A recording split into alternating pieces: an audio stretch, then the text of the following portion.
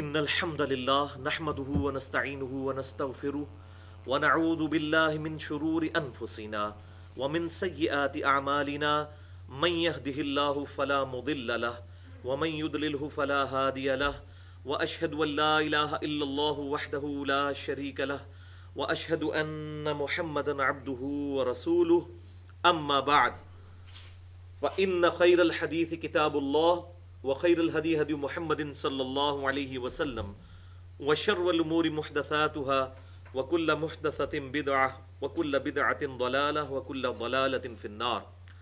أعوذ بالله السميع العليم من الشيطان الرجيم من همزه ونفخه ونفثه. بسم الله الرحمن الرحيم. رب اشرح لي صدري ويسر لي أمري واحلل عقدة من لساني يفقهوا قولي. بسم الله الرحمن الرحيم. ان اللہ وملائکتہ یصلون علی النبی یا ایھا الذین آمنوا صلوا علیہ وسلموا تسلیما. اللہم صل علی محمد وعلی آل محمد کما صلیت علی ابراہیم وعلی آل ابراہیم انک حمید مجید. اللہم بارک علی محمد وعلی آل محمد کما بارکت علی ابراہیم وعلی آل ابراہیم انک حمید مجید. قرآن کلاس نمبر 122 میں آج انشاءاللہ تعالی ہم سورۃ الاعراف کی آیت نمبر 182 سے شروع کریں گے. بسم اللہ الرحمن الرحیم. والذین کذبوا بآیاتنا، اور وہ لوگ جو ہماری آیات کو جھٹلا دیتے ہیں، ان کو نہیں مانتے. سنستدرجہم من حیث لا یعلمون، تو ہم آہستہ آہستہ ان کو پستی کی طرف لے جاتے ہیں، اس پستی کی طرف کہ جو ان کے علم میں نہیں ہوتی، ان کے علم میں بھی نہیں ہوتا، اور اللہ تعالیٰ کی ڈیوائن مہر ان پر لگ چکی ہوتی ہے جان بوجھ کر حق سے اناد کرنے کی وجہ سے. والعیاذ باللہ. وَأُمْلِي لَهُمْ، اور میں مہلت دیتا ہوں. ان کیدی متین، اور بے شک میری خفیہ تدبیر بہت پختہ ہے. یعنی اگر دنیا میں کوئی شخص اللہ تعالیٰ کی نافرمانی کے باوجود مزے کی زندگی گزار رہا ہے تو وہ کبھی یہ نہ سمجھے کہ اللہ تعالیٰ کا مجھ پہ بڑا فضل و کرم ہے. اور اکثر یہی ہوتا ہے، جو لوگ گناہوں میں بھی ملوث ہوتے ہیں، حتیٰ کہ جو لوگ فلم انڈسٹری سے وابستہ لوگ ہیں اور بے حیائی پر مبنی کام کرتے ہیں، وہ بھی کہتے ہیں کہ انشاءاللہ تعالیٰ اگلے ماہ ہماری فلاں فلم ریلیز ہونے والی ہے، بس دعا کریں یہ ہو جائے. تو وہ بھی اپنے کاموں کو اللہ تعالیٰ کی طرف جو ہے منسوب کرتے ہیں، اور بظاہر ان کو کوئی بیماری بھی نہیں ہوتی، کوئی پریشانی بھی نظر نہیں آتی، اور لوگ یہ سمجھتے ہیں کہ شاید یہ ان کے نیک ہونے کی نشانی ہے. تو اللہ تعالیٰ فرما رہا ہے کہ ہم دنیا میں ڈھیل دیتے ہیں، اور یہ مضمون قرآن پاک میں کئی دفعہ آ چکا ہے کہ جب اللہ تعالیٰ کسی کے لیے عذاب مقدر کر دیتا ہے، پھر دنیا میں اس کو کھلی چھٹی دیتا ہے تاکہ وہ زیادہ سے زیادہ اللہ تعالیٰ کی سزا کا مستحق ٹھہرے. والعیاذ باللہ تعالیٰ. یعنی وہ جتنی برائیاں کرے گا اتنا بڑا ہی عذاب اس پر آئے گا. اور یہی وہ لفظ ہے سنستدرجہم، جس سے استدراج کا لفظ ڈیڈکٹ کیا گیا ہے. ایک کرامت ہوتی ہے اور ایک استدراج. کرامت یہ ہے کہ کسی غیر نبی کے ساتھ اللہ تعالیٰ کوئی ایسا معاملہ کر دے جو عقل میں آنے والا نہ ہو کسی بھی فارم کے اندر، لیکن یہ اس کے اختیار میں نہیں ہوگا. اور استدراج یہ ہے کہ کوئی شخص کرامت دکھاتا ہے، یعنی کوئی فزیکل فینومینا آف نیچر بظاہر اس کے سامنے ٹوٹتے ہوئے نظر آ رہے ہیں، تو وہ کوئی جادو کی فارم یا شیطنت ہو سکتی ہے، تو اس کو کہتے ہیں استدراج، اور اسے کہتے ہیں کرامت. کرامت کسی کے اختیار میں نہیں ہوتی، استدراج جو ہے وہ لوگ حاصل کر لیتے ہیں. سیدنا موسیٰ علیہ السلام کے سامنے بھی ہم نے سورہ الاعراف میں ہی پڑھا، اور سورہ طٰہٰ میں اس کی ڈیٹیل آئے گی کہ جادوگروں نے رسیاں پھینکی، حتیٰ کہ موسیٰ علیہ السلام بھی ڈر گئے. وہ رسیاں موسیٰ علیہ السلام کو بھی سانپ نظر آئیں، تو وہ استدراج تھا ان کا.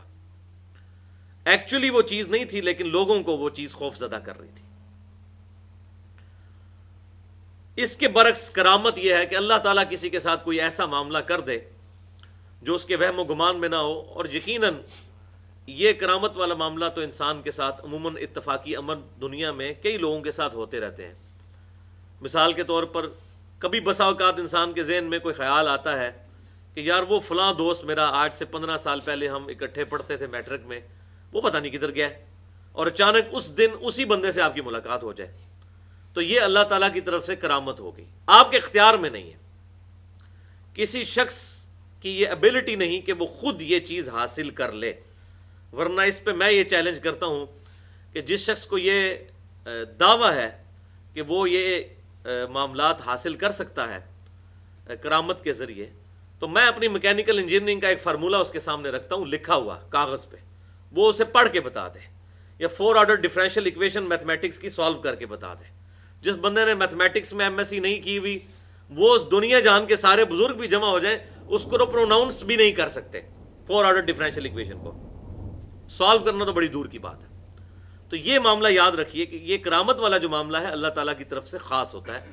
اس میں کئی ایک چیزیں صحابہ کرام کے بارے میں صحیح سند سے ملتی ہیں۔ ایک میں بتا دیتا ہوں، دلائل النبوہ امام بہیقی کی کتاب کے اندر صحیح سند کے ساتھ موجود ہے کہ سیدنا انس بن مالک رضی اللہ تعالیٰ عنہ جو صحابی تھے اور آپ صلی اللہ علیہ وسلم کو 10 سال تک وضو کروایا، آپ صلی اللہ علیہ وسلم کی وفات کے بعد 82 سال تک زندہ رہے، اور سیدنا ابو ہریرہ رضی اللہ تعالیٰ عنہ اور سیدنا ابن عمر رضی اللہ تعالیٰ عنہما کے بعد سب سے زیادہ احادیث روایت کرنے والے صحابی ہیں۔ ان کے بارے میں دلائل النبوہ امام بہیقی کی کتاب میں صحیح سند کے ساتھ یہ بات ملتی ہے کہ ان سے آ کر کسی کرسچن نے یہ گلہ کیا کہ آپ اللہ کے ماننے والے کہلاتے ہیں اور اللہ کے محبوب ہونے کا دعویٰ کرتے ہیں کہ مسلمان اللہ کے محبوب ہیں، اور ہم جو ہیں وہ اللہ تعالیٰ کے مردود لوگ ہیں کرسچنز، تو قحط سالی ہے اور آپ بھی اس قحط سالی کا شکار ہیں، ہم بھی ہیں۔ اگر آپ واقعی اس چیز کو سمجھتے ہیں تو اللہ تعالیٰ آپ پر بارش کیوں نہیں نازل کرتا؟ تو سیدنا انس بن مالک رضی اللہ تعالیٰ عنہ اپنی زمین جس میں وہ کھیتی باڑی کیا کرتے تھے، اس زمین میں جا کے کھڑے ہوئے اور انہوں نے اللہ کے حضور دعا کے لیے ہاتھ بلند کیے اور کہا کہ اے اللہ، اس کافر اور مشرک شخص کے سامنے مجھے رسوائی سے بچا لے۔ یہ دعا کر کے فارغ ہوئے، اسی وقت گھٹا چھائی اور صرف سیدنا انس بن مالک رضی اللہ تعالیٰ عنہ کی زمین پر بارش ہوئی، اور پھر وہ بادل پھٹ کے دور چلے گئے۔ اب یہ بہت بڑا ایسا معاملہ ہے جو واقعی اللہ تعالیٰ نے ان کی دعا قبول کی۔ یہ ہے کرامت کہ اللہ تعالیٰ سے کوئی دعا کی جائے اور اللہ تعالیٰ کسی کے ساتھ ایسا معاملہ کرتے ہیں۔ اور بسا اوقات دعا جو ہے وہ قبول نہیں بھی ہوتی۔ اب یہ نہیں ہے کہ ضروری کسی نے دعا کرنی تو وہ دعا ضرور قبول ہو، ایسا تو نہیں ہے۔ اللہ تعالیٰ کی مرضی ہے، کسی معاملے میں دعا قبول فرما لے اور کسی معاملے میں اللہ تعالیٰ وہ دعا قبول نہ کرے اس طریقے سے، ورنہ مومن کی تو ہر دعا قبول ہوتی ہے۔ مسند امام احمد میں صحیح سند کے ساتھ یہ حدیث موجود ہے کہ آپ صلی اللہ علیہ وسلم نے فرمایا کہ مومن کی دعا کبھی رد نہیں جاتی۔ جب وہ دعا کرتا ہے تو یا تو اسے وہی چیز عطا کر دی جاتی ہے جو اس نے مانگی ہوتی ہے، یا دوسرا معاملہ اس کے ساتھ یہ ہوتا ہے کہ اس کے بدلے اللہ تعالیٰ اسے کوئی اور بہتر چیز عطا فرما دیتا ہے، یا تیسری صورت یہ ہوتی ہے کہ اللہ تعالیٰ اس دعا کی برکت سے اس کے لیے جو ہے وہ بقدر اس کی کوئی تکلیف اس سے دور کر دیتا ہے۔ اور ایک روایت میں یوں بھی آتا ہے کہ اللہ تعالیٰ اس دعا کو قیامت کے دن کے لیے اس کے لیے محفوظ کر دیتا ہے، اس کے لیے اجر بن جاتا ہے۔ تو ایسے معاملات ہوتے رہتے ہیں۔ بہرحال یہ صحیح کرامت کی ایک شکل ہے۔ باقی جو استدراج ہے کوئی کر کے دکھا دے تو اس کی کوئی اسلام کے اندر حیثیت نہیں ہے۔ اولم یتفکروا، کیا اب تک انہوں نے غور نہیں کیا، ما بصاحبہم من جنہ، کہ ان کے یہ جو ساتھی ہیں محمد صلی اللہ علیہ وسلم، ان پر کسی قسم کا جنون نہیں ہے۔ یعنی کافر یہ کہتے تھے کہ آپ صلی اللہ علیہ وسلم علیحدگی میں جا کر عبادت کرتے تھے غار حرا کے اندر، ہو سکتا ہے کہ آپ صلی اللہ علیہ وسلم پر کوئی آسیب کا سایہ ہو گیا ہو، کیونکہ ابھی تک تو آپ بڑی ڈائنامک لائف گزار رہے تھے، ایک اچھے کامیاب تاجر تھے اور سوشل ایکٹیویٹیز میں بڑا حصہ لیتے تھے، اور اچانک اپنی زندگی مبارک کے 40ویں سال آپ صلی اللہ علیہ وسلم غار حرا کی تنہائی کو پسند کرنا شروع کر دیا۔ 2 3 دن تک کھانا باندھ کے گھر سے لے جاتے تھے اور وہاں پر تفکر کیا کرتے تھے۔ اللہ تعالیٰ کی طرف سے یہ معاملات ہوئے آپ صلی اللہ علیہ وسلم کے ساتھ، اور اس کے بعد آپ صلی اللہ علیہ وسلم پر وحی کا سلسلہ شروع ہوا، تو بعض لوگ بڑی نیک نیتی کے ساتھ آپ صلی اللہ علیہ وسلم کے ساتھ ہمدردی کرتے ہوئے یہ معاملہ کرتے تھے کہ ہو سکتا ہے کہ آپ پر کوئی آسیب آ گیا ہو۔ تو اللہ تعالیٰ نے اس چیز کا رد کیا کہ جو جنات جن پر آتے ہیں ان کا کریکٹر بالکل ڈیفرنٹ ہوتا ہے، وہ اس قسم کی ڈیسنٹ گفتگو نہیں کرتے، ان کے تو معاملات ہی ڈیفرنٹ ہوتے ہیں۔ تو انہوں نے کبھی غور و تفکر نہیں کیا کہ ان کے جو یہ صاحب ہیں آپ صلی اللہ علیہ وسلم، ان پر کوئی جنات کا اثر نہیں ہے۔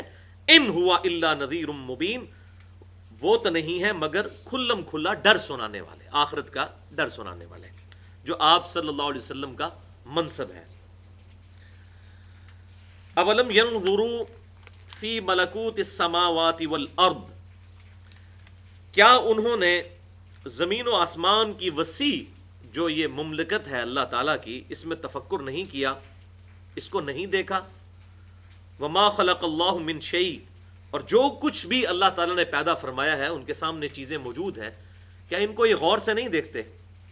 یعنی اللہ تعالیٰ کی قدرت کی نشانیاں ان کے سامنے موجود ہیں، اس سے اللہ تعالیٰ تک پہنچا جا سکتا ہے۔ وَأَنْ عَسَىٰ أَنْ يَكُونَ قَدِ اقْتَرَبَ أَجَلُهُمْ، اور کوئی بعید نہیں ہے کہ ان تمام کی اجل قریب آ چکی ہو، یعنی زمین و آسمان پہ جو قیامت کا حادثہ پیش آنا ہے اس کا وقت بالکل قریب آ چکا ہو۔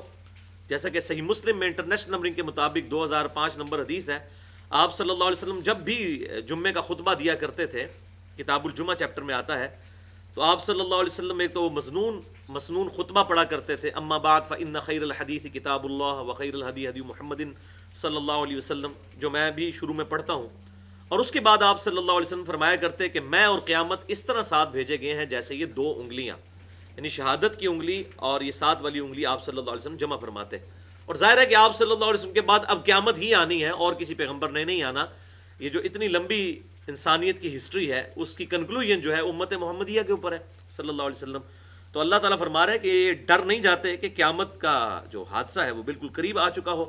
فَبِأَيِّ حَدِيثٍ بَعْدَهُ يُؤْمِنُونَ، تو اب اس قرآن کے بعد کون سی ایسی چیز ہے جس پر یہ ایمان لے کر آئیں گے؟ یہ اللہ تعالیٰ کی طرف سے اب فائنل ٹیسٹیمنٹ ہے انسانیت کی ہدایت کے لیے، اللہ تعالیٰ کا آخری کلام اور پرفیکٹ کلام ان کے پاس موجود ہے۔ اس سے بہتر کون سی ایسی چیز ہو سکتی ہے جس پر ایمان لایا جائے؟ لیکن بات وہی، مَن يُضْلِلِ اللَّهُ فَلَا هَادِيَ لَهُ، جسے اللہ تعالیٰ ہی، اور یہ محذوف ہے اس میں، اپنے اعمال کی وجہ سے اور اپنی ہٹ درمی کی وجہ سے گمراہ کر دے، فَلَا هَادِيَ لَهُ، تو اسے کوئی ہدایت نہیں دے سکتا۔ وَيَذَرُهُمْ فِي طُغْيَانِهِمْ يَعْمَهُونَ، اور وہ رہنے دیتا ہے انہیں اپنی گمراہی کے اندر کہ اس کے اندر بھٹکتے پھرے۔ یعنی جب خود کسی نے گمراہی چوائس کر لی ہے تو اللہ تعالیٰ زبردستی کسی کو ہدایت نہیں دے گا، کیونکہ ہدایت اس کائنات کی سب سے ایلیٹ چیز ہے۔ یسألونک عن الساعہ، اے نبی صلی اللہ علیہ وسلم یہ آپ سے سوال کرتے ہیں قیامت کے بارے میں کہ قیامت کب آئے گی۔ ایان مرساہا، کہ کب یہ واقعہ ہوگا قیامت کا۔ قل انما علمها عند ربی، اے محبوب صلی اللہ علیہ وسلم فرما دیجئے کہ قیامت کے آنے کا علم وہ کس سن میں آئے گی، کس تاریخ کو آئے گی، یہ سارے معاملات اللہ تعالیٰ کے علم میں ہیں۔ لا یجلیها لوقتها الا هو، اور نہیں ظاہر کرے گا مگر وہی اس کو اس کے وقت پر۔ جب قیامت کا وقت آئے گا تو اللہ تعالیٰ کی طرف سے قیامت قائم ہو جائے گی۔ قیامت کہتے بھی قائم ہونے والی کو ہے۔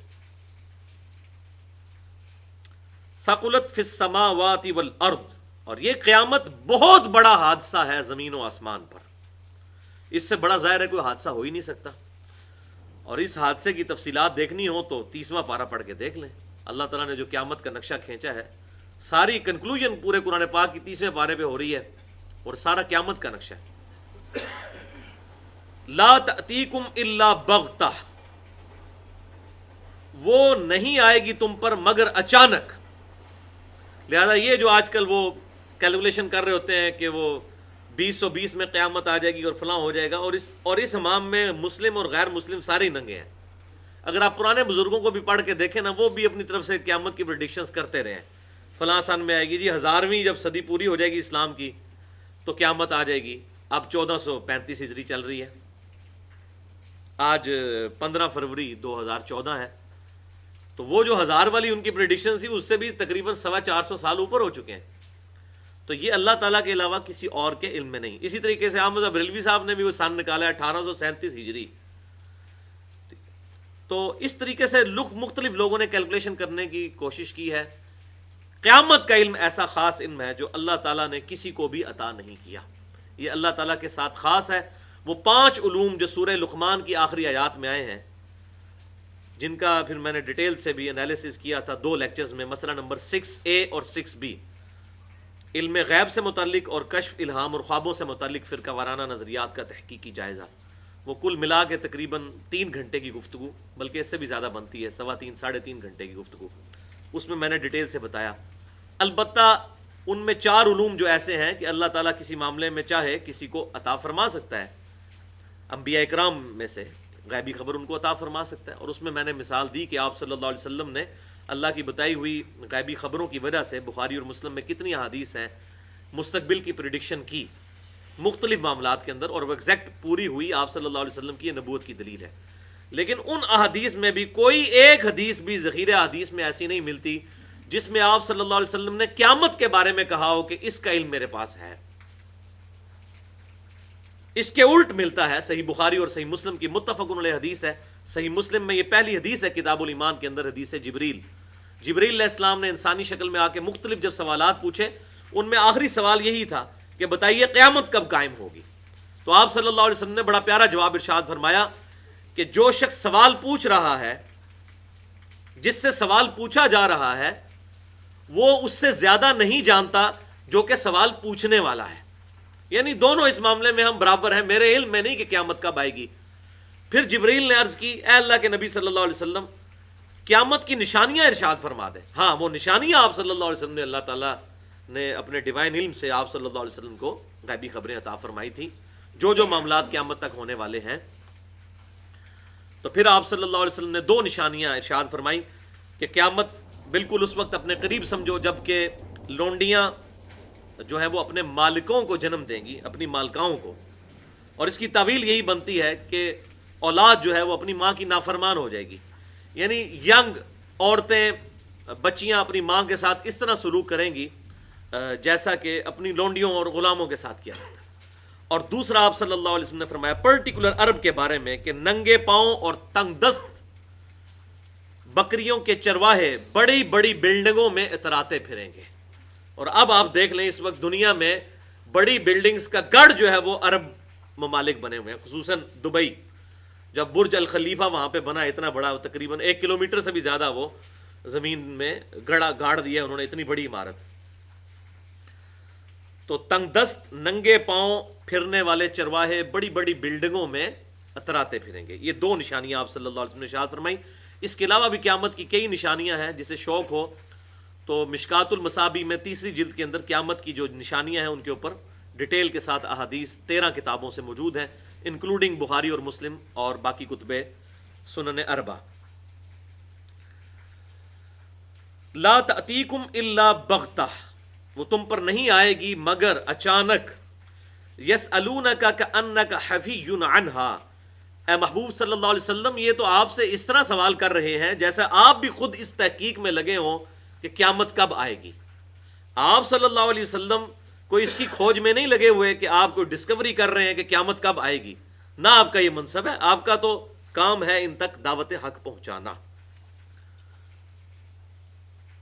قل انما علمها عند اللہ، پھر بات ریپیٹ کی گئی. اب محبوب صلی اللہ علیہ وسلم فرما دیجئے کہ بے شک قیامت کا علم اللہ تعالیٰ کے ساتھ خاص ہے. ولیکن اکثر الناس لا يعلمون، لیکن اکثر لوگ اس بات کو نہیں جانتے. اور واقعی احمد بریلوی صاحب نے پورا زور لگا کے یہ ثابت کرنے کی کوشش کی، اس میں مانے بھی اپنی کتاب کے اندر کہ یہ قیامت کا علم آپ صلی اللہ علیہ وسلم کو حاصل نہیں ہے قرآن پاک کی آیات کی روشنی میں. باقی 4 علوم تو جو اللہ تعالیٰ جو عطا فرماتا تھا وہ تو علم میں آ جاتا تھا جس خاص موقع کے لیے، کہ کل کیا ہونے والا ہے، کسی کی ڈیتھ کب ہوگی، ایسا معاملات. لیکن اس معاملے میں انہوں نے زبردستی کہا کہ میں اللہ سے امید کرتا ہوں کہ اللہ تعالیٰ نے اپنے محبوب صلی اللہ علیہ وسلم کو موت سے پہلے قیامت کی خبر دے دی ہوگی. یعنی یہ اللہ تعالیٰ کے بہاف کے اوپر خود ڈیسیژن کرنے والے ہیں، جبکہ قرآن پاک میں کیٹاگوریکل ڈینائی. آپ دیکھ لیں، اب قرآن اس لیے تو مولوی پڑھنے نہیں دیتے، کہتے ہیں قرآن ڈائریکٹ نہ پڑھو گمراہ ہو جاؤ گے. اور پھر وہ آیات پیش کرتے ہیں سورۃ الجمعہ سے کہ علماء یہود کی مثال ہے ان گدھوں کی سی کہ جیسے گدھے پر کتابیں لاد دی جائیں، تو کہتے ہیں یہ جو کتابیں پڑھنے والے ہیں وہ گدھے ہیں۔ اب ان کی عقل کام نہیں کرتی کہ اللہ تعالیٰ نے بیسیکلی گدھا ان کو کہا ہے، ان کے علماء اور بزرگوں کو، کہ جیسے یہودی علماء ان کے پاس کتابیں موجود تھیں، آپ صلی اللہ علیہ وسلم کی اس میں پیشن گوئیاں موجود تھیں کہ پیغمبر آخر الزمان نے آنا ہے، لیکن وہ کتابوں سے انہوں نے نفع حاصل نہیں کیا۔ وہ اسی طریقے سے ہے جیسے گدھے کی پیٹھ پر کتاب لاد دی جائے، وہ گدھا خود کتاب تو پڑھ نہیں سکتا، اب خالی کتاب اپنے بوجھ اٹھائے پھرے وہ گدھا، تو کتاب گدھے کے کسی کام کے نہیں ہے۔ تو بیسیکلی ان علماء کے بارے میں ہے کہ جن کے پاس شوکیس میں بخاری اور مسلم رکھی ہوئی ہے لیکن نماز بخاری مسلم کے طریقے پہ نہیں پڑھتے، قرآن پاک رکھا ہوا ہے لیکن عقیدے اس کے مطابق نہیں، اور پھر الٹا کہہ رہے ہوتے ہیں ہماری مثال گدھوں کی سی ہے۔ تو گدھے کی مثال اس کی ہے جو پڑھتا نہیں ہے، جو پڑھتا ہے وہ گدھے کی مثال کیسے ہوا؟ وہ تو الحمدللہ اللہ تعالیٰ کا محبوب بندہ ہے۔ قل هل يستوي الذين يعلمون والذين لا يعلمون انما يتذكر اولو الالباب، سورہ الزمر کی آیت نمبر 9۔ اے محبوب صلی اللہ علیہ وسلم فرما دیجئے کہ علم والے اور بغیر علم والے کبھی برابر نہیں ہو سکتے، نصیحت تو نہیں حاصل کرتے مگر عقل والے۔ تو یہ قرآن تو بار بار عقل کے اوپر، اور پھر اس کا کلائمیکس سورہ فاطر کی وہ آیت ہے انما یخشی اللہ من عبادہ العلماء، بے شک اللہ تعالیٰ کے بندوں میں سے اللہ کی معرفت اور خشیت رکھنے والے ہے ہی وہ لوگ ہیں جو علم والے ہیں۔ تو علم کو ڈینائی نہیں کیا گیا، علم سے جو فائدہ نہیں حاصل کرتے وہ گدھوں کی مثال ہے۔ اور معذرت کے ساتھ اس وقت اکثر علماء سو اسی کی مثال ہے کہ ان کے پاس کتابیں موجود ہیں اور شوکیسوں میں سجی ہوئی ہیں لیکن ان سے وہ نفع حاصل نہیں کرتے۔ تو اللہ تعالیٰ فرماتا ہے کہ یہ قیامت کا علم اللہ تعالیٰ کے ساتھ خاص ہے لیکن اکثر لوگ اس کو نہیں جانتے، یعنی اس عقیدے پر آنے کے لیے تیار نہیں ہو رہے۔ اب وہ آ رہی ہے شورى آفاق آیت، سورہ الاعراف آیت نمبر 188، جس میں میں نے وہ 2 لیکچرز ریکارڈ کیے تھے۔ اسی طریقے کی ایک آیت سورہ الانعام کی آیت نمبر 50 بھی گزری ہے، اس میں میں ڈیٹیل سے اس آیت کے اوپر تقریباً 3 گھنٹے سے زیادہ گفتگو کر چکا ہوں۔ اور علم غیب کے عقیدے کے حوالے سے سورۃ الانعام آیت نمبر 50 اور سورۃ الاعراف آیت نمبر 188 کلائمیکس ہے۔ صرف اس کا ترجمہ ہی پڑھ لیں، احمد بریلوی صاحب کا پڑھ لیں، اشرف علی تھانوی صاحب کا پڑھ لیں، یا کسی اور عالم کا پڑھ لیں، جس عالم پر اعتماد ہے اسی کا ترجمہ پڑھ لیں تو عقیدہ بالکل کلیئر ہو جائے گا۔ آپ صلی اللہ علیہ وسلم کے بارے میں ایک مسلمان کا کیا عقیدہ ہونا چاہیے، وہ 2 لیکچر میں ان کا حوالہ دے دیتا ہوں۔ مسئلہ نمبر 6A علم الغیب سے متعلق فرقہ وارانہ نظریات کا تحقیقی جائزہ، اور مسئلہ نمبر 6B الہام، کشف اور خوابوں کی حقیقت سے متعلق فرقہ وارانہ نظریات کا تحقیقی جائزہ، اور پھر اس کے آگے بھی 2 گھنٹے کا مزید لیکچر دیا تھا حاضر و ناظر سے متعلق فرقہ وارانہ نظریات کا تحقیقی جائزہ، مسئلہ نمبر 7۔ یعنی تقریباً سمجھ لیں آپ کے 6-7 گھنٹے میں نے اسی آیت پہ گفتگو کی تھی۔ آج میں اس ڈیٹیل میں نہیں جاتا، صرف اس کا ترجمہ اور 1-2 احادیث پڑھ کے اس معاملے کو کلیئر کرتے ہیں۔ قُلْ لَا أَمْلِكُ لِنَفْسِي نَفْعًا وَلَا ضَرًّا، اے محبوب صلی اللہ علیہ وسلم آپ فرما دیجئے کہ میں تو اپنی جان کے لیے بھی نہ تو نفع کا مالک ہوں نہ نقصان کا، الا ما شاء اللہ، ہاں مگر جو اللہ میرے لیے چاہے گا وہی۔ میں خود بھی اپنی جان کے بارے میں نہ تو نفع کا مالک ہوں نہ نقصان کا۔ وَلَوْ كُنْتُ أَعْلَمُ الْغَيْبِ، اور نہ میں تم سے یہ دعوے پہ یہ بات کرتا ہوں کہ میں غیب جانتا ہوں۔ وَلَوْ كُنْتُ أَعْلَمُ الْغَيْبِ، اور اگر میں غیب جان لیتا، لو کہتے ہیں اگر میں غیب جان لیتا، لَاسْتَكْثَرْتُ مِنَ الْخَيْرِ، تو میں بہت سی خیر جمع کر لیتا۔ یعنی اگر مجھے مستقبل کی خبر پتہ چل جاتی تو میں کئی ایک پرابلم سے بچ سکتا تھا، اور وہی ذکر ہے اس کے ساتھ وما مسنی السوء، اور مجھے کبھی کوئی تکلیف نہ پہنچتی۔ اگر میں مستقبل کا حال خود سے جان لیتا، میرے اندر یہ کیپیبلٹی ہوتی، تو مجھے کبھی کوئی تکلیف نہ پہنچتی۔ یہ تو کسی بھی معاملے بندے کے ساتھ اگر یہ ایسا معاملہ ہو جائے تو وہ بچے گا۔ ایگزیکٹ جان بچانا تو ہر بندے پہ فرض ہے۔ مثلا اگر کسی شخص کو یہ پتا ہو کہ اگر وہ یہاں سے 9:20 پہ باہر نکلے گا تو وہ آسمان سے بجلی گرے گی اور اس کی ڈیتھ ہو جائے گی، تو وہ کبھی بھی نہیں نکلے گا، اس طرح پوری رات یہاں گزار دے، باہر نہیں نکلے گا۔ تو اللہ تعالیٰ فرما رہا ہے کہ اے نبی صلی اللہ علیہ وسلم آپ فرما دیجئے اگر میں غیب جان لیتا تو میں بہت خیر کثیر جمع کر لیتا، اور اس کی سب سے بڑی علامت کیا؟ وما مسنی السوء، مجھے کبھی کوئی تکلیف نہ پہنچتی، ان انا الا نذیر و بشیر، میں تو نہیں ہوں مگر ڈر سنانے والا اور خوشخبری دینے والا، لقوم یؤمنون، اس قوم کو جو واقعی اس پر ایمان لانا چاہیے. یعنی میرا سٹیٹس جو ہے وہ آخرت کا ڈر سنانا ہے اور جنت کی خوشخبری سنانا ہے.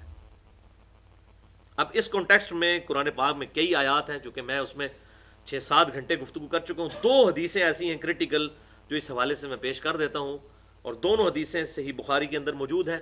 بلکہ پہلی حدیث تو صحیح بخاری اور مسلم کی متفق علیہ حدیث ہے کہ آپ صلی اللہ علیہ وسلم کو غزوہ احد کے موقع پر کفار کی طرف سے یہ تکلیف پہنچی کہ آپ صلی اللہ علیہ وسلم کے 4 دانت مبارک سامنے کے شہید ہو گئے، اور آپ صلی اللہ علیہ وسلم سے اس حالت میں یہ کلمات بھی زبان مبارک سے نکل گئے کہ اللہ تعالیٰ ایسی قوم کو کیسے ہدایت دے گا کہ جنہوں نے اپنے نبی کو خون سے رنگ دیا ہے. تو اس پہ پھر قرآن پاک میں آیت نازل ہوئی کہ اے نبی صلی اللہ علیہ وسلم، آپ ان کے معاملے میں کوئی اختیار نہیں رکھتے، اللہ تعالیٰ جو چاہے گا ان کے لیے فیصلہ کرے گا. اور جس شخص کی وجہ سے تکلیف پہنچی تھی خالد ابن ولید، اسی زبان مبارک سے اللہ تعالیٰ نے نبی صلی اللہ علیہ وسلم کے ذریعے ان کو سیف اللہ کا لقب عطا فرمایا. اس نے ایمان قبول کر لیا. تو اللہ تعالیٰ جس کے لیے چاہے جو فیصلہ فرما دے. تو آپ صلی اللہ علیہ وسلم کے وہ 4 دانت مبارک شہید ہوئے. یہ آپ صلی اللہ علیہ وسلم کو بہت بڑی تکلیف پہنچی، بلکہ بلڈ پریشر ڈاؤن ہو گیا، اس کی وجہ سے آپ صلی اللہ علیہ وسلم بے ہوش ہو گئے. اور بخاری اور مسلم کی متفق علیہ حدیث ہے، سیدنا علی رضی اللہ تعالیٰ عنہ پانی ڈالتے تھے اور سیدہ فاطمہ حضور صلی اللہ علیہ وسلم کا زخم دھوتی تھیں، اور جب خون نہیں رک رہا تھا تو سیدہ فاطمہ رضی اللہ تعالیٰ عنہا نے ایک کاٹن کا کپڑا جو ہے وہ آگ میں جلا کے اس کی راکھ آپ صلی اللہ علیہ وسلم کے مسوڑوں پہ رکھی تو وہ خون رکا. اور اسی وجہ سے آپ صلی اللہ علیہ وسلم کی شہادت کی افواہ بھی پھیل گئی تھی، چونکہ خون اتنا نکلا تھا اور آپ صلی اللہ علیہ وسلم بے ہوش ہو گئے. اور پھر وہ آیت بھی نازل ہوئی سورہ آل عمران 144، وما محمد الا رسول قد خلت من قبلہ الرسل افئن مات او قتل انقلبتم علی اعقابکم.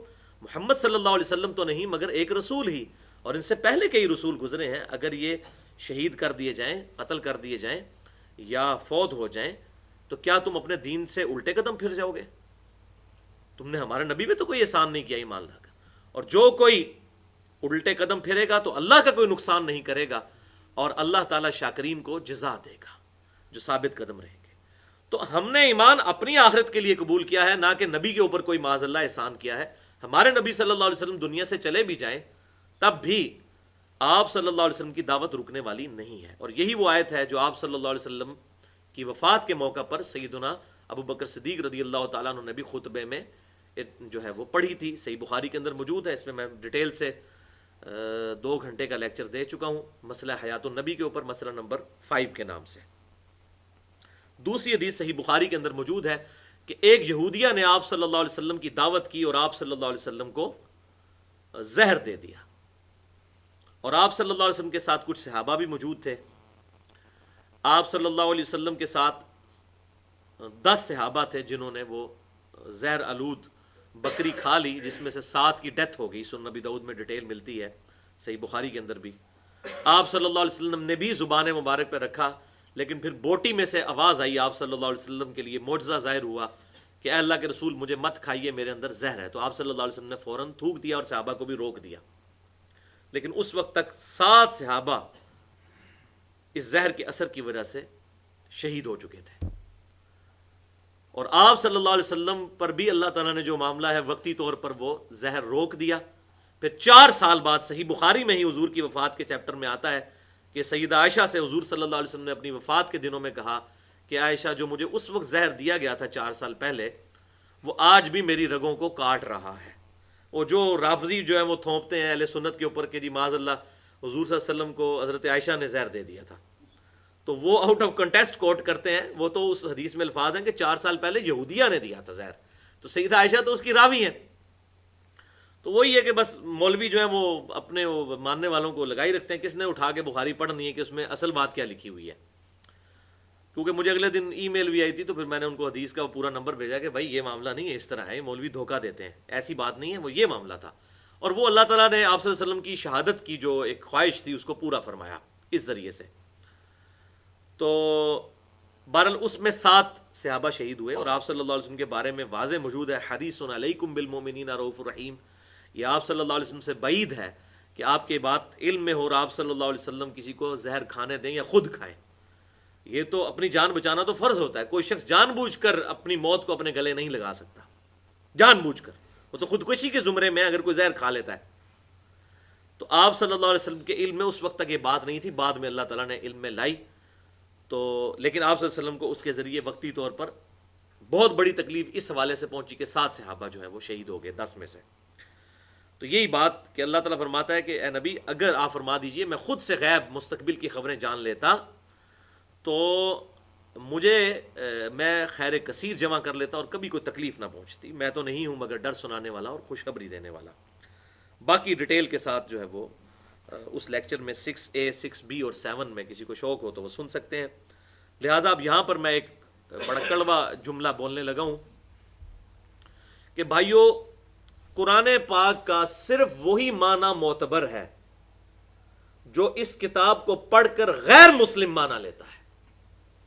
مسلمان کا معنی معتبر نہیں ہے, کیونکہ مسلمان نے اینک لگائی ہوئی ہے کسی مسلک کی, وہ اس کو ذہن میں رکھ کے آیات کو پڑھے گا. اور آپ یقین کریں اس آیات کی تفسیر اگر آپ پڑھیں بریلوی مکتبہ فکر کی تو آپ کو لگے گا کہ انہوں نے اللہ تعالیٰ پہ فل غصہ نکالا ہے کہ یا اللہ تو نے یہ آیت کیوں نازل کی ہے قرآن کے اندر. لگتا ہے ایسے ہے, اور اس طرح تعویلات کرنے کی کوشش کی ہے کہ انسان کانپ اٹھتا ہے کہ یار بالکل آیت کے مخالف بات لکھی ہوئی ہے, آیت کچھ اور کہہ رہی ہے اور بالکل اس کے الٹ بات کی ہوئی ہے. تو قرآن پاک کا صرف وہی معنی معتبر ہے جو ایک غیر مسلم لیتا ہے. قرآن پڑھے, اس کا جو ترجمہ ہے اس کو اسی طریقے سے مان لے. اب میں آپ سے پوچھتا ہوں, قرآن میں جب کوئی شخص پڑھے گا ایاک نعبد و ایاک نستعین, اس کے خواب میں بھی کبھی یہ بات آئے گی کہ اس آیت سے یہ مطلب بھی نکلتا ہے کہ یا علی مدد بھی میں کہہ سکتا ہوں؟ وہ کہے گا جی واضح ہے جی, اللہ کی عبادت کرنی, مدد 2 × 2 4, جناب کیڑی گل کر دو. ہاں مولوی کے دماغ میں یہ بات آئے گی اور وہ پھر اس کی تفسیرات, وہ کہے گا جی وہ جی ایک مجازی ہوتی ہے ایک حقیقی ہوتی ہے. اچھا پھر ٹھیک ہے, عبادت بھی پھر مجازی بھی ہوتی ہے حقیقی بھی ہوتی ہے. حقیقی اللہ کی کرو, مجازی جو ہے وہ بزرگوں کی کر لو. ایک ہی آیت میں اللہ نے 2 باتیں کی ہیں. اور یہ دریا میں کوئی ڈوب رہا ہو تو کس کو پکارے گا؟ او بھائی اس کا ڈوبنے کا تو ذکر ہی نہیں اس میں. یہ تو ہے غائب میں مدد کے لیے پکارنا, دعا کے لیے پکارنا. وہ تو اسباب کا تو قرآن میں حکم ہے, وتعاونوا علی البر والتقوی ولا تعاونوا علی الاثم والعدوان, نیکی اور پرہیزگاری کے کاموں میں ایک دوسرے کی مدد کرو اور اس میں نہ کرو برائی کے کاموں میں. تو اس میں بہرحال میں نے ڈیٹیل کے ساتھ 1 گھنٹہ اور 38 منٹ گفتگو کی ہے مسئلہ نمبر 3 کے نام سے, دعا صرف اللہ ہی سے. اور یہ جتنے مولوی جو یہ دھوکہ دیتے ہیں اس کو اس میں ایڈریس کیا ہے, اور ایک ریسرچ پیپر بھی ہے, ریسرچ پیپر نمبر 3 8 صفحوں کا, دعا صرف اللہ ہی سے, اہل سنت پاک.com پہ موجود ہے. وہ هو الذی خلقکم من نفس واحدہ, اور وہی اللہ ہے جس نے تمہیں ایک جان سے پیدا فرمایا, یعنی آدم علیہ السلام سے. سورہ نساء میں بھی اس کا ذکر آیا. وَمِنْهَا زَوْجَهَا, اور اسی سے اس کا جوڑا بنایا, جو صحیح بخاری اور مسلم میں آتا ہے کہ آدم علیہ السلام کی پسلی سے اللہ تعالیٰ نے اماں حوا کو پیدا فرمایا, اسی سے اس کا جوڑا بنایا. لِيَسْكُنَ إِلَيْهَا, تاکہ اس کی طرف اطمینان حاصل کرے. جو ایک سیکچول ریلیشن شپ ہے ایک مرد اور عورت کے درمیان, یعنی میاں بیوی کے درمیان جو جائز تعلق ہے, اللہ تعالیٰ نے فرمایا یہ سکون کا ذریعہ تمہارے لیے بنایا. فَلَمَّا تَغَشَّاهَا حَمَلَتْ حَمْلًا خَفِيفًا, تو جب مرد جو ہے وہ عورت کو ڈھانپ لیتا ہے, مراد اس سے اللہ تعالیٰ نے بڑے زبردست انداز میں شرم کے دائرے کے اندر اس معاملے کو بیان کیا. تو یعنی اس کے ساتھ ازدواجی تعلق قائم کرتا ہے تو اس عورت کو ہلکا سا حمل ٹھہر جاتا ہے. فَمَرَّتْ بِهِ, اور وہ اس کے ساتھ چلتی پھرتی ہے. فَلَمَّا أَثْقَلَتْ, جب وہ بوجھل ہو جاتی ہے, یعنی وہی اس کا جو ٹائم پیریڈ ماں کے پیٹ میں بچے کا 9 مہینے کا ہے, اس کے جب میجورٹی ٹائم 6-7 مہینے گزر جاتے ہیں, جب وہ بوجھل ہو جاتی ہے اس کے بوجھ سے, دعوا اللہ ربہما, تو وہ دونوں میاں بیوی اپنے رب کے حضور دعا کرتے ہیں. اللہ اکبر. دیکھ لیں انسان کتنا لاچار ہے. کوئی انسان بچہ کیا بچے کا ناخن بھی نہیں بنا سکتا. یہ تو کسی کو شوق ہو تو وہ لیکچر دیکھ لے, who is Allah in the light of latest scientific facts, مسئلہ نمبر 60 کے نام سے. 1.25 گھنٹے کی میری گفتگو ہے. تو اللہ تعالیٰ فرما رہا ہے کہ اس وقت میاں بیوی جو ہیں بڑے اخلاص کے ساتھ اللہ کی طرف متوجہ ہو کر دعا کرتے ہیں. کیا دعا کرتے ہیں؟ لَإِنْ آتَيْتَنَا صَالِحًا, کہ اگر تو نے ہمیں کوئی نیک اولاد اے اللہ عطا کی، اس وقت دیکھو کیسی دعا کرتے ہیں اللہ تعالیٰ کی طرف کہ اے اللہ اگر تو نے ہمیں اولاد عطا فرمائی، لَنَكُونَنَّ مِنَ الشَّاكِرِينَ، تو ہم ضرور تیرا شکر ادا کریں گے اللہ جب تو ہمیں اولاد عطا فرمائے گا۔ لیکن ہوتا کیا ہے، جب دعا قبول ہو جاتی ہے اللہ تعالیٰ عطا فرماتا ہے، جو سورہ الشورى کے بھی آخری رکوع میں آتا ہے کہ اللہ ہے جسے چاہتا ہے بیٹے دیتا ہے، جسے چاہتا ہے بیٹیاں دیتا ہے، جسے چاہتا ہے دونوں دیتا ہے، جسے چاہتا ہے بے اولاد رکھتا ہے۔ خود آپ صلی اللہ علیہ وسلم کی ساری بیویاں جو ہیں وہ بے اولاد ہیں سوائے حضرت خدیجہ کے، یا سیدہ ماریہ قبطیہ سے ہوئی اولاد ایک، اور وہ بھی جو ہے پروان نہ چڑھ سکے۔ تو آپ صلی اللہ علیہ وسلم کی کیا بیویاں خواہش نہیں کرتی ہوں گی کہ ان کی اولاد ہو؟ تو یہ سارے معاملات اللہ تعالیٰ کے پاس خاص ہیں۔ تو جب وہ معاملہ قریب آتا ہے تو دونوں میاں بیوی اللہ کے حضور دعا کرتے ہیں، اللہ اگر تو نے ہمیں صحیح و سالم اچھی اولاد عطا فرمائی تو ہم تیرا شکر کریں گے۔ لیکن جب اولاد ہو جاتی ہے پھر کیا کرتے ہیں؟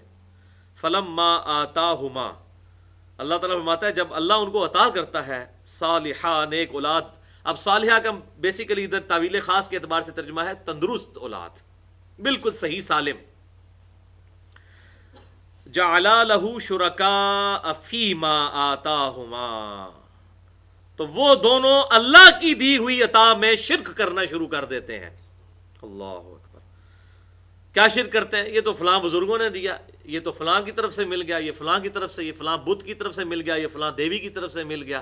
دیتا اللہ ہے اور چیزوں کو ان کے ساتھ منسوب کرتے ہیں۔ وہ جی فلاں جگہ گیا تھا تو یہ معاملہ ہو گیا۔ بھائی دنیا میں روزانہ اربوں کتوں کے بچے جو ہیں وہ پیدا ہو رہے ہیں، وہ کس دربار پہ جا کے یہ مانگتے ہیں دعا، تو ان کے ساتھ یہ معاملات ہوتے ہیں۔ خربوں انڈوں میں سے مرغیوں کے چوزے، کووں کے چوزے، چیلوں کے چوزے، کبوتروں کے چوزے نکلتے ہیں روزانہ، ان کے ساتھ یہ معاملات کون کر رہا ہے؟ یہ اتنی کمپلیکس کریشن ہے۔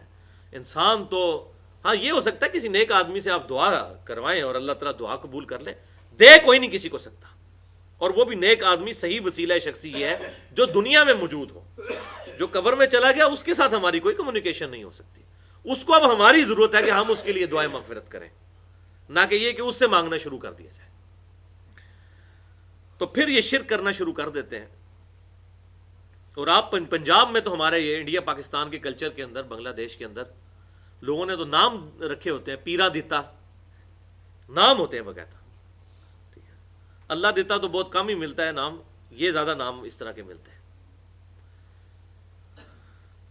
فَتَعَالَ اللَّهُ عَمَّا يُشْرِكُونَ، ایک ہی جملے میں اللہ تعالیٰ نے اپنا فیصلہ سنا دیا۔ اللہ بہت بلند و برتر ہے اس شرک سے یہ جو کر رہے ہیں، یہ کرتے رہے، اللہ کو کوئی فرق نہیں پڑتا۔ جو حق ہے وہ بالکل واضح ہے۔ انسان تو اتنا لاچار ہے کہ اپنا پیشاب نہیں روک سکتا، کسی کو کیا دے گا؟ اگر اپنا پیشاب بند ہو جائے، زمین و آسمان کی ساری مخلوقات مل کے پیشاب نہیں کسی کا جاری کر سکتی۔ گردے فیل ہو جائیں نا تو گردے دوبارہ چل نہیں سکتے۔ میڈیکلی اگر دل فیل ہو جائے، بیسک مشینوں پر اسے وینٹیلیٹر پہ چڑھا دیں، روح اس کے اندر واپس نہیں آ سکتی۔ یہ ساری چیزیں اللہ تعالیٰ نے اپنے اختیار میں رکھی۔ اللہ اکبر۔ ایشرکون ما لا یخلق شیئا وہم یخلقون، کیا شریک بنا رہے ہیں یہ ان ہستیوں کو جو کوئی چیز پیدا نہیں کر سکتے اور خود پیدا کیے گئے ہیں۔ اب طویل خاص کے اعتبار سے تو یہ بتوں کے بارے میں ہے کہ بت خود وہ مشرکین عرب تراشتے تھے، خود پیدا کیے گئے تھے، وہ ان کے ہاتھوں سے بنے ہوئے، اور وہ کسی کو کیا دیں گے؟ اور طویل عام کے اعتبار سے جسے فٹ اسے گفٹ، یہ تو نہیں ہے کہ بتوں سے نہیں مانگ سکتے تو اور باقیوں سے مانگا جا سکتا ہے۔ یہ چیزیں اللہ تعالیٰ نے اپنے ساتھ خاص کی ہوئی ہیں۔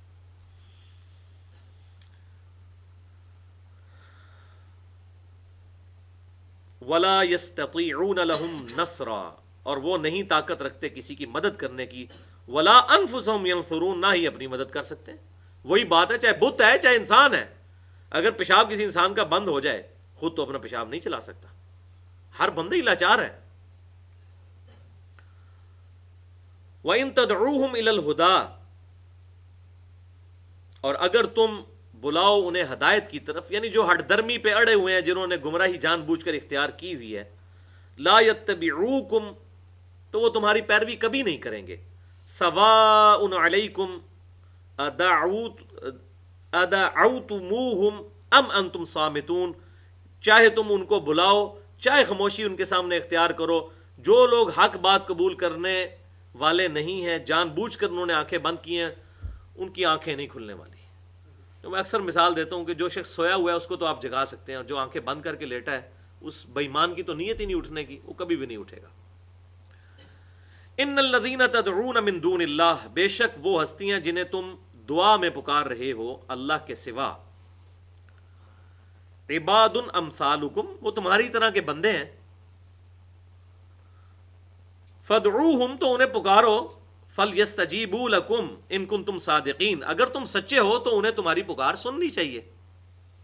اب یہ تعویل خاص کے اعتبار سے بتوں کے بارے میں ہے، لیکن تعویل عام کے اعتبار سے سب کے بارے میں، اس لیے کہ بت بھی جو ڈیوائز کیے گئے ہیں بیسیکلی ان کے پیچھے پرسنالٹیز ہیں، اتنے تو کھر دماغ وہ نہیں تھے نا، وہ بھی ان کے پیچھے پرسنالٹیز کو سمجھتے تھے، اور یہ میں اپنی طرف سے نہیں کر رہا۔ سورہ نوح کی تفسیر میں جب وہ سورہ نوح کے اندر 5 بتوں کے جو نام آئے ہیں اس کی تفسیر میں صحیح بخاری میں حدیث موجود ہے کہ آپ صلی اللہ علیہ وسلم کے جو لاڈلے ترین صحابی اور جن کے لیے آپ صلی اللہ علیہ وسلم نے دعا کی قرآن کی تفسیر کے علم کی، ابن عباس، وہ کہتے ہیں کہ یہ قوم نوح کے 5 اولیاء اللہ تھے جن کے ناموں کے اوپر انہوں نے بت تراش لیے ہوئے تھے۔ تو جتنے بت تھے ان کے پیچھے ان کے کنسپٹ پرسنالٹیز کے تھے، اور آپ صلی اللہ علیہ وسلم کی احتیاط دیکھیں، مسند امام احمد میں حدیث ہے، آپ صلی اللہ علیہ وسلم نے دعا کی، اللہم لا تجعل قبری وثنا یعبد، اے اللہ میری قبر کو وہ بت نہ بننے دینا کہ لوگ اسے پوجنا شروع کر دیں۔ یعنی آپ صلی اللہ علیہ وسلم نے اس بندے کی قبر کو بھی بت سے تشبیہ دی ہے جس کے ساتھ وہ معاملات کیے جائیں۔ استغفر اللہ واتوب الیہ۔ اور یہ حدیث اور اس طرح کے سارے معاملات میرے وہ ریسرچ پیپر رسول اللہ کی آخری وصیتوں میں موجود ہیں، اور مسئلہ نمبر 63 میں نے ڈیٹیل سے یہ باتیں عرض کر دی ہیں۔ تو اللہ تعالیٰ فرما رہے جن کو تم اللہ کے سوا پکار رہے ہو وہ تمہاری طرح کے بندے ہیں، چاہے وہ بت ہیں، وہ بھی اللہ کی مخلوق ہیں، اور جن بندوں پر وہ بت بنائے گئے وہ تمہاری طرح کے ہیں۔ اب ان کو پکار کے دیکھو، اگر سچے ہیں تو تمہاری بات قبول کریں نا۔ الہم ارجل یمشون بہا، کیا ان کے کوئی پاؤں ہیں جس سے یہ چل سکیں؟ یعنی ان کی ظاہری حالت تو یہ نظر آ رہی ہے، بت سامنے کھڑا ہوا ہے، ٹھیک ہے، اس کے کیا انسان کی طرح کے پاؤں ہیں کہ وہ چل سکے؟ اتنا لاچار ہے وہ، تو ایک سٹل کنڈیشن کے اندر سامنے موجود ہے۔ ام لہم ایدی یبطشون بہا، کیا ان کے ہاتھ ہیں ان بتوں کے کہ وہ پکڑ سکیں؟ ام لہم اعین یبصرون بہا، یا ان کی آنکھیں ہیں جن سے یہ دیکھ سکیں؟ ام لہم آذان یسمعون بہا، یا ان کے کان ہیں کہ جس سے سن سکیں؟ قل ادعوا شرکاءکم ثم کیدونی فلا تنظرون، یہ زبردست بات ہے۔ اے محبوب صلی اللہ علیہ وسلم ان سے فرما دو کہ تم جن ہستیوں کو میرے خلاف بلا سکتے ہو ان سب کے سب کو سازش کرتے ہوئے میرے خلاف بلا لو، اور مجھے مہلت بھی نہ دو، جو کر سکتے ہو کر لو۔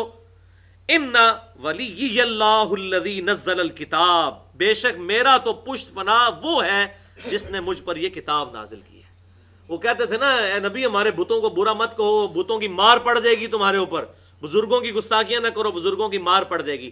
تو نبی صلی اللہ علیہ وسلم کی مبارک زبان سے اوپن چیلنج دے دیا گیا کہ سارے بزرگ اپنے سارے بت جمع کر لو اور مجھے مہلت بھی نہ دو۔ میں نہیں کہتا مجھے تھوڑا ٹائم دو کہ میں اپنے رب سے کو مانگ لوں، رب نے میری حفاظت کا ذمہ لیا ہے۔ بے شک میرا پشت پناہ، میرا ولی تو وہ ہے جس نے یہ کتاب نازل کی، وَهُوَ يَتَوَلَّى الصَّالِحِينَ، اور وہ حمایت کرنے والا ہے نیکوکاروں کی۔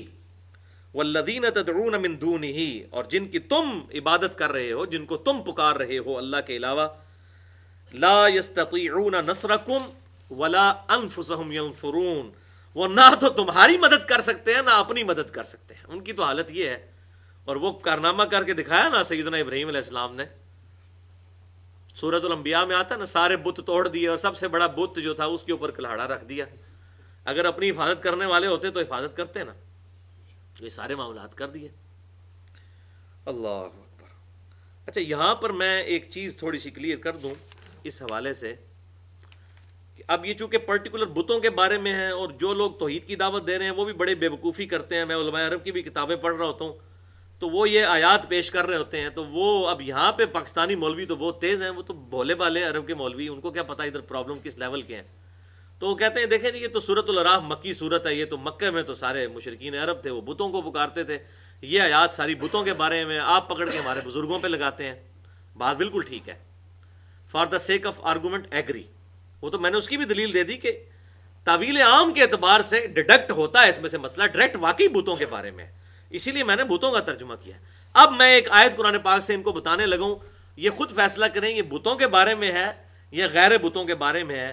سورہ المائدہ کی آیت نمبر 75، یہ ویسے مسئلہ نمبر 3 کے اندر میں نے بتا دیا ہوا ہے، لیکن یہاں پر یہ ادھورا رہ جائے گا معاملہ اگر میں اس کو چھوڑ دوں۔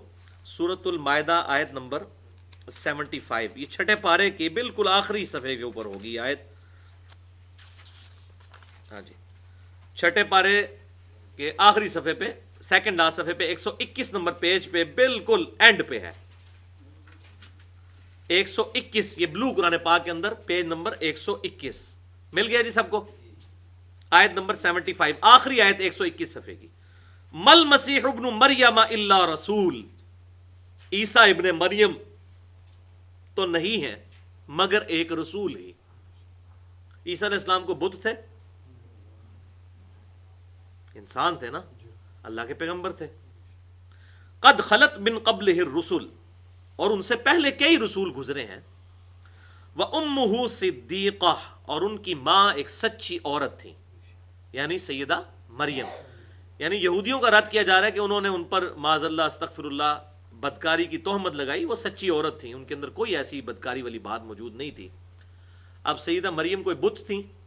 اللہ کی ولیہ تھی، نبی کا ذکر بھی آ گیا اور ولی کا ذکر بھی آ گیا۔ ان سے بڑی کون ولی ہو سکتی ہے جو نبی کی والدہ ہے؟ تو انبیاء میں عیسیٰ علیہ السلام وجیہاً فی الدنیا والآخرہ، اولو العزم پیغمبروں میں سے، ان کا ذکر اور ان کی ماں کا ذکر۔ کانا یاکلان الطعام، دونوں کھانا کھایا کرتے تھے، کھانے کے محتاج تھے۔ اے عیسائیو تم انہیں اپنا پشت پناہ سمجھتے ہو، وہ تو خود محتاج تھے روٹی کے۔ کیسی زبردست مثال دی، جو ایک ڈاکٹر کو، ایک انجینئر انٹلیکچوئل کو بھی سمجھ آ جائے اور ایک ان پڑھ بندے کو بھی، کہ جو روٹی کا محتاج ہے وہ تمہارا مشکل کشا کیسے ہو سکتا ہے؟ دونوں روٹی کھانے کے محتاج تھے۔ انظر کیف نبین لہم الآیات، اے محبوب دیکھو ہم اپنی آیات کس طرح کھول کھول کے ان کے لیے بیان کر رہے ہیں کہ روٹی کھانے کا محتاج، ان کے بارے میں ڈیوینٹی کلیم کرتے ہو اور انہیں اپنا پشت پناہ مانتے ہو۔ ثم انظر انا یؤفکون، پھر ان کی طرف دیکھو کہ کس طرح بھٹکے جا رہے ہیں، حق بات قبول کرنے کے لیے تیار ہی نہیں ہے۔ یعنی وہ جنہوں کے اندر کہاں چٹا ہے لیکن مرنا ہی نہیں ہے، کوے کو سفید ہی کہنا ہے، کالا ماننے کے لیے تیار ہی نہیں ہے۔ اگلی آیت، قل اتعبدون من دون اللہ، اے نبی صلی اللہ علیہ وسلم ان سے فرما دیجئے تم عبادت کر رہے ہو ان کی، اللہ کو چھوڑ کر، من دون اللہ۔ اور ڈاکٹر طاہر القادری صاحب کہتے ہیں من دون اللہ سے مراد بت ہیں۔ اب یہ من دون اللہ کس کو کہا گیا؟ عیسیٰ علیہ السلام نبی، ان کی والدہ ولیہ، نبی بھی قبر، اولیاء اللہ بھی قبر۔ اور شیخ عبد القادر جیلانی کی کیا مجال ہے کہ اس کے قریب بھی پھٹک جائیں؟ سیدہ مریم کے مرتبے کے حساب سے دیکھا جائے تو، یا اور کوئی اور بزرگ، تو اولیاء بھی قبر، انبیاء بھی۔ اچھا وہ کہتے ہیں نہیں نہیں دیکھیں اس میں تو نفی آئی ہے کہ ان کی عبادت نہیں کرنی، تو ہم تو بزرگوں کی عبادت نہیں کرتے۔ حالانکہ دعا بھی عبادت کی ایک شکل ہے، بلکہ اعلیٰ ترین شکل ہے۔ اس لیکچر میں نے بتایا، حدیث ہے ابو داؤد، ترمذی اور ابن ماجہ میں، الدعاء هو العبادہ، دعا ہی عبادت ہے۔ قرآن پاک میں بھی کئی آیات ہیں، لیکن فی الحال ہم ان کی بات سے ایگری کرتے ہیں جی، یہاں جو کہا گیا عبادت، تو واقعی یہ بزرگوں کی عبادت نہیں کرتے۔ لیکن اسی آیت کا اگلا حصہ کیا ہے؟ ما لا یملک لکم ضرا ولا نفعا، عیسیٰ اور ان کی ماں نہ تمہارے نفع کے مالک ہیں نہ نقصان کے۔ عبادت چھوڑ دو نا جی، تم کہتے ہو نا فلانا بزرگ مشکل کشا ہے، مشکل کشائی اللہ نے ختم کر دی ان کی، کہ عیسیٰ اور ان کی ماں نہ نفع کے مالک ہیں نہ نقصان کے۔ چاہے عبادت کر کے کوئی عیسیٰ کو اپنا مشکل کشا سمجھے، ان کی ماں کو، چاہے بغیر عبادت کے، اللہ نے تو نفی کر دی ہے ان کے اختیار کی۔ اور اسی میں امپلائیڈ ہے یہ بات کہ اسی سے مدد مانگی جائے گی، وہی نفع و نقصان کا مالک ہوگا جو الہ ہوگا، جو عبادت کے لائق ہوگا۔ واللہ هو السمیع العلیم، اللہ ہی سننے والا اور علم والا ہے۔ اللہ کے علاوہ کسی کی یہ کیپیبلٹی نہیں ہے کہ ساری مخلوقات کے پرابلمز کو وہ جو ہے بیک وقت ہینڈل کرے اور ایسے سارے معاملات کر دے۔ اللہ تعالیٰ کے ساتھ یہ معاملہ خاص ہے، اللہ کے علاوہ کسی کی یہ کیپیبلٹی نہیں کہ وہ ایسا معاملہ کر سکے۔ تو یہ من دون اللہ کے حوالے سے میں نے کلیئر کر دیا. باقی وہ ریسرچ پیپر اور مسئلہ نمبر 3 جو ہے اس میں نے ڈیٹیل کے ساتھ وہ مسئلہ بھی ایڈریس کیا ہے, الگ سے بھی اپلوڈ ہے. مسئلہ نمبر 8 کے نام سے, کیا کلمہ گو مسلمان بھی شرک کر سکتا ہے؟ کیونکہ بعض لوگ دعویٰ کرتے ہیں جی جس نے ایک دفعہ کلمہ پڑھ لیا وہ مشرک کبھی نہیں ہو سکتا, چاہے جو مرضی کرتا رہے. تو اس کا بھی میں نے جواب دیا ہے کہ باقی جس نے صحیح کلمہ پڑھا ہے وہ مشرک نہیں ہو سکتا, لیکن جس نے کلمہ ہی صحیح نہیں پڑھا تو اس سے ایسے معاملات ہو سکتے ہیں. ہم اسے کافر نہیں کہتے لیکن کلمہ کو مشرک ہو سکتا ہے. وَإِن تَدْعُوهُمْ إِلَى الْهُدَىٰ, اور اگر تم بلاؤ انہیں ہدایت کی طرف, لا يسمعوا, وہ تمہاری کبھی نہیں سنیں گے. وَتَرَاهُمْ يَنظُرُونَ إِلَيْكَ وَهُمْ لَا يُبْصِرُونَ, اور تم دیکھو گے کہ وہ تمہاری طرف دیکھ رہے ہیں لیکن انہیں کچھ نظر نہیں آ رہا ہوگا. جنہوں پنجابی سے کہنا بتورا ہو جاتا نا کوئی بندہ, اب یہی ہوتا ہے. آپ کسی کو قرآن سے آیت یا حدیث پڑھ کے بتائیں نا, اس کے مسئلہ کے خلاف ہونا, ایسے بتورا ہو جاتا ہے کہ یہ کیا بات کر رہے ہیں جی, ہمارے بزرگوں کو نہیں پتہ تھی, فلاں کو نہیں پتہ تھی. یہ تقریباً سب کے ساتھ ایسے معاملات ہوتے ہیں. حالانکہ مسلمان کا ایٹیچیوڈ کیا ہے؟ سمعنا و اطعنا, اے رب ہمارے ہم نے سنا اور مانا, سنا اور اطاعت اختیار کی. ایک مسلمان کا ایٹیچیوڈ تو یہ ہونا چاہیے. مسلمان کا یہ ایٹیچیوڈ ایک مسلم کا یہ نہیں ہوتا کہ وہ آگے سے آرگومنٹس کرنا شروع کر دے. تو اللہ تعالیٰ نے یہ کافروں کی صفت بیان کی ہے کہ جب تم انہیں ہدایت کی طرف بلاؤ گے, اب جو یہ حرکت کرے گا جسے فٹ اسے گفٹ. اگر مسلمان بھی کوئی یہ حرکت کر رہا ہے تو وہ اسی کیٹیگری میں فال کر رہا ہے. یہ تو نہیں ہے کہ ٹریفک سگنل کا جو سپاہی ہے وہ اشارہ توڑ دے تو اسے جرمانہ نہیں ہوگا, اسے تو ڈبل جرمانہ ہونا چاہیے کہ تو قانون کا امین تھا اور تو نے قانون توڑا ہے, تو باقیوں نے کیا کرنا ہے. تو مسلمان کا بھی معاملہ یہ نہیں ہے کہ اسے کھلی چھٹی ہے, وہ جو مرضی کرتا پھرے, اللہ تعالیٰ کی جو شریعت کا مذاق اڑاتا پھرے. تو اللہ تعالیٰ فرما رہا ہے کہ اگر تم انہیں ہدایت کی طرف بلاؤ کبھی یہ حق بات قبول کرنے کے لیے تیار نہیں ہوں گے, اور وہ تمہیں دیکھ تو رہے ہوں گے لیکن وہ بالکل معوف ہوئے ہوں گے. ان کی آنکھیں جو ہیں وہ کچھ دیکھ نہیں رہی ہوں گی, بس وہ دماغ ان کا جو ہے وہ معوف ہوا ہوگا, بات سن رہے ہوں گے, اوپر سے گزر رہی ہوگی. اور اکثر یہ دعوت و تبلیغ کا کام جو کرنے والے لوگ ہیں ان کو یہ اکثر اوقات یہ معاملات پیش آتے ہیں کہ کسی کو قرآن پاک سے آیت یا حدیث نکال کے بتائی جائے تو وہ پھر ایسے ہی آگے جنہوں کہتے ہیں پنجابی منہ اڑ کے کھلو جاندے ہیں کہ اب یہ کیا کریں, بات تو صحیح ہے لیکن ماننی بھی کوئی نہیں ہے. حالانکہ نہ مان کے وہ کوئی دعوت دینے والے کا نقصان نہیں کر رہے ہوتے, اپنا نقصان خود کر رہے ہوتے ہیں. اس بیچارے کا کیا نقصان کرنا ہے, انہوں نے نقصان تو انہوں نے اپنا کر لیا, بیڑا غرق تو اپنا کر لیا اگر اس بات کو, حق بات کو قبول نہیں کیا. وَلِعَوْذُ بِاللَّهِ تَعَالَى. بس اللہ تعالیٰ سے ڈرتے رہنا چاہیے کہ کبھی انسان پہ ایسا معاملہ نہ آئے کہ حق اس کے سامنے اور وہ قبول نہ کرے, کیونکہ اگر ایسا معاملہ ہو گیا تو اللہ تعالیٰ کی طرف سے ڈیوائن مہر بھی لگ جاتی ہے, اور جب اللہ تعالیٰ کی ڈیوائن مہر لگ جائے تو انسان کو کبھی بھی ہدایت نہیں ملتی. لہٰذا اب یہ اگلی آیت پڑھتے ہیں, اور اس کانٹیکسٹ میں ایک آیت کراس ریفرنس کے طور پر پیش کرتا ہوں. اس لیکچر کو 199 نمبر آیت پہ ہی کنکلوڈ کر دیتے ہیں.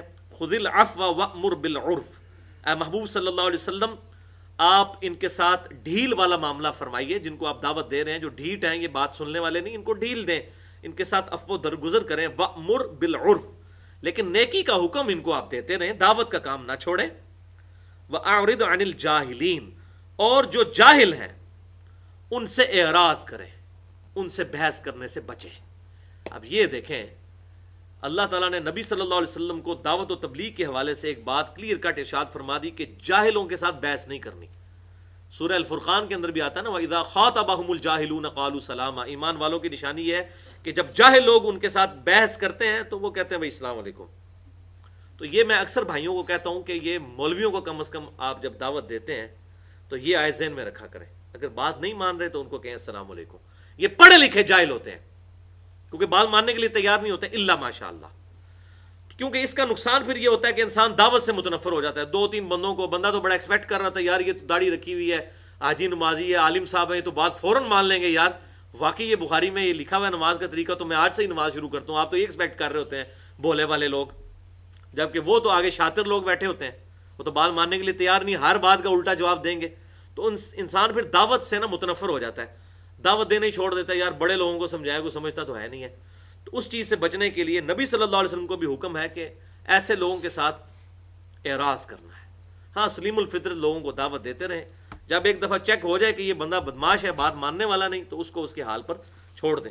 اب وہ بات جو میں نے کہی تھی کہ ان کو آپ جب حق کی بات پیش کرتے ہیں تو بس یہ شکل ہی دیکھ رہے ہوتے ہیں آپ کی، اصل میں ان کا دماغ حاضر نہیں ہوتا، کیونکہ انہوں نے بات ماننی کوئی نہیں ہوتی. تو اس کانٹیکسٹ میں یہ سورۃ الانعام کی آیت نمبر 110 ہے، اور یہ آیت میں نے وہ مسئلہ نمبر 79 جو تقریباً 2.25 گھنٹے کی گفتگو ہے اللہ، انسان اور شیطان، اس میں بھی میں نے اس کو پرٹیکولر مرکزی آیت کے طور پر پیش کیا تھا. پارہ نمبر 7 میں آخری آیت ہے سورۃ الانعام، آیت نمبر 110، 142 پیج پہ یہ قرآن پاک میں، جو یہ بلو والا قرآن پاک ہے. بسم اللہ الرحمن الرحیم. وَنُقَلِّبُ أَفْئِدَتَهُمْ وَأَبْصَارَهُمْ، اور ہم پھیر دیتے ہیں ان کی عقل اور ان کی آنکھوں کو. وہاں بھی آیا تھا نا کہ یہ آنکھیں ہیں لیکن نظر کچھ نہیں ان کو آ رہا، عقل کے اندھے ہو چکے ہیں.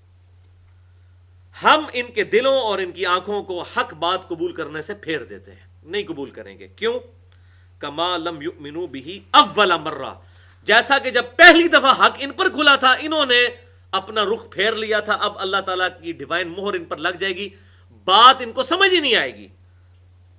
وَنَذَرُهُمْ فِي طُغْيَانِهِمْ يَعْمَهُونَ، اور ہم چھوڑ دیں گے انہیں ان کی گمراہی میں کہ بھٹکتے پھریں. وَلِعَاذُ بِاللَّهِ تعالی، اللہ تعالیٰ معاف کرے. یہ نمائندہ مثال ان آیات کی بیسیکلی علماء سو ہے. یہ اکثر لوگ پوچھتے ہیں نہیں فلاں عالم صاحب وہ فلاں پی ایچ ڈی ہیں اور فلاں اتنی ڈگری ہیں ان کے پاس، اتنے بڑے بزرگ ہیں، اور یہ وہ کیسے غلط ہو سکتے ہیں؟ وہ ایسے غلط ہو سکتے ہیں کہ ان کے سامنے حق بات آ جائے اور پھر وہ ضد اور ہٹ درمی کی وجہ سے حق بات کو قبول نہ کریں. تو جب ضد اور ہٹ درمی ہوگی پھر ہدایت کہاں سے ملنی ہے؟ میں ڈاکٹر طاہر القادری صاحب کا ایک لیکچر شب برات کے اوپر سن رہا تھا، اور میں نے شب برات پہ بھی تقریباً 40 منٹ کی گفتگو کی ہے مسئلہ نمبر 44 کے نام سے، شب قدر اور شب برات کے اوپر. تو وہ جامعہ ترمذی سے حدیث پڑھ رہے تھے کہ نبی صلی اللہ علیہ وسلم نے ارشاد فرمایا کہ اللہ تعالیٰ شعبان کی 15ویں رات آسمان دنیا پر نزول فرماتا ہے اور بنی کلب اور بنی بکر کی بھیڑوں اور بکریوں کے بالوں کے برابر لوگوں کی مغفرت کر دیتا ہے. اب یہ حدیث انہوں نے پڑھی اور کہا کہ یہ شب برات کے اوپر دلیل ہے. اب وہ عربی پڑھ رہے تھے، ساتھ ساتھ اردو ترجمہ کر رہے تھے، ایک دم ٹھٹک گئے، کیونکہ اس حدیث کے آگے لکھا ہوا تھا کہ امام ترمذی نے کہا کہ یہ حدیث صحیح نہیں، یہ حدیث ضعیف ہے اور یہ روایت منقطع ہے.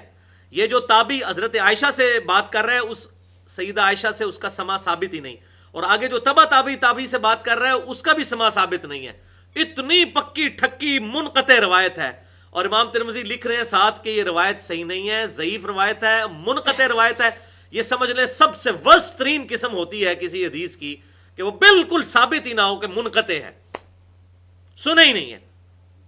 اور ساتھ امام ترمذی نے ساتھ لکھا کہ میرے استاد امام بخاری رحمۃ اللہ علیہ، جنہوں نے صحیح بخاری لکھی ہے، اور امام ترمذی ان کے سب سے لائق ترین شاگرد تھے، وہ کہتے ہیں کہ میں نے اپنے استاد سے بھی اس حدیث کے بارے میں پوچھا تو انہوں نے کہا یہ حدیث صحیح نہیں ہے. اب ایمانداری کا تقاضا نہیں تھا کہ وہ یہ بھی ساتھ پڑھتے، تو یہ پڑھتے تو پھر وہ جو بیٹھے ہوئے ٹی وی پہ جو چیز ثابت کرنے کے لیے. اب ہم کیا کرتے ہیں، ہم مخالفین کے دلائل بھی پیش کرتے ہیں کہ ہاں بھائی حدیث تو موجود ہے. میں نے شب برات پہ جو لیکچر ریکارڈ کروایا یہ روایت پیش کی ہے اور ساتھ اصلیت بھی بتائی ہے، اور جو اس میں صحیح حدیث تھی وہ میں نے بتائی کہ شعبان کے اوپر یہ صحیح حدیث سنن نسائی کے اندر موجود ہے کہ شعبان کے مہینے میں اللہ کے حضور نامہ اعمال پیش ہوتے ہیں. یہ بالکل صحیح ہے. 15 شعبان کا ذکر نہیں، شعبان کے مہینے کا ہے. جیسا کہ روزانہ عصر اور فجر کے وقت بخاری اور مسلم میں آتا ہے کہ نامہ اعمال اللہ کے حضور پیش ہوتے ہیں، اسی طریقے سے ہفتے میں صحیح مسلم میں آتا ہے کہ ہر جمعرات اور ہر سوموار کو اللہ کی بارگاہ میں نامہ اعمال پیش ہوتے ہیں. اسی لیے آپ صلی اللہ علیہ وسلم سوموار اور جمعرات کا روزہ رکھا کرتے تھے تاکہ روزے کی حالت میں میرے نامہ اعمال پیش ہوں. اور ایک ریزن صحیح مسلم میں یہ بھی آئی کہ فیہ ولدت و فیہ انزلہ، اس دن میں پیدا ہوا اور اس دن مجھ پر پہلی وحی یعنی قرآن کی پہلی وحی مجھ پر نازل ہوئی. اس کی خوشی میں آپ صلی اللہ علیہ وسلم قرآن کے نزول کی اور اپنی پیدائش کی خوشی میں ہر منڈے کا روزہ رکھا کرتے تھے. یہ صحیح مسلم میں موجود ہے، مسئلہ نمبر 63 میں نے بیان کیا. تو یہ دو چیزیں ہوں گی کہ روزانہ فجر اور عصر کے وقت نامہ اعمال بخاری اور مسلم میں آتا ہے، اور صحیح مسلم میں آتا ہے کہ ہفتے میں سوموار اور جمعرات کے دن نامہ اعمال اللہ کے حضور پیش ہوتے ہیں. پھر سال کا بھی ایک معاملہ ہوتا ہے اور وہ شعبان کا مہینہ ہے کہ آپ صلی اللہ علیہ وسلم سے پوچھا گیا کہ آپ شعبان میں کثرت سے روزے کیوں رکھتے ہیں، تو آپ صلی اللہ علیہ وآلہ وسلم نے ارشاد فرمایا کہ شعبان کا مہینہ وہ مہینہ ہے جس میں نامہ اعمال اللہ کے حضور پیش کیے جاتے ہیں، اور میری یہ خواہش ہے کہ جب میرا نامہ اعمال اللہ کی بارگاہ میں پیش ہو تو میں روزے کی حالت سے ہوں. تو یہ حدیث صحیح تھی، میں نے پیش کی ہے، بےایمانی نہیں کی ہے کہ میں نے اگر شب برات کے رد کے اوپر بات کی ہے تو جو بات صحیح تھی شعبان کے مہینے کی وہ پیش کی ہے. لیکن یہ علماء دھوکہ دیتے ہیں. بیسیکلی وہی بات جو میں کہتا ہوں کہ یہ اپنے اپنے مسلک کے گول کیپرز ہیں، اور کوئی گول کیپر اپنے بال کے اندر کبھی فٹ بال نہیں پھینکے گا، جو مرضی ہو جائے. ہاں یہ ہے کہ کسی کا دماغ خراب ہو جائے تو علیحدہ بات ہے، ٹھیک ہے. تو یعنی اس دین کے معاملے میں کہتے ہیں کسی کا دماغ صحیح ہو جائے تو وہ بات کو مان لے، ادروائز کبھی بھی یہ ماننے کے لیے تیار نہیں ہے.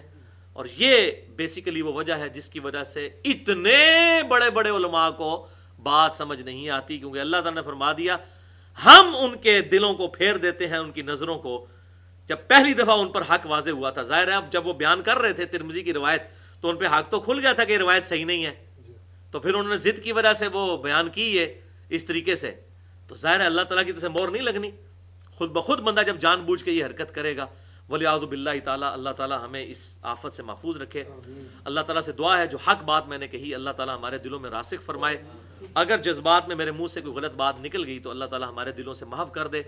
سبحانک اللہم و بحمدک، اشہد ان لا الہ الا انت، استغفرک و اتوب الیک، وما علینا الا البلاغ المبین.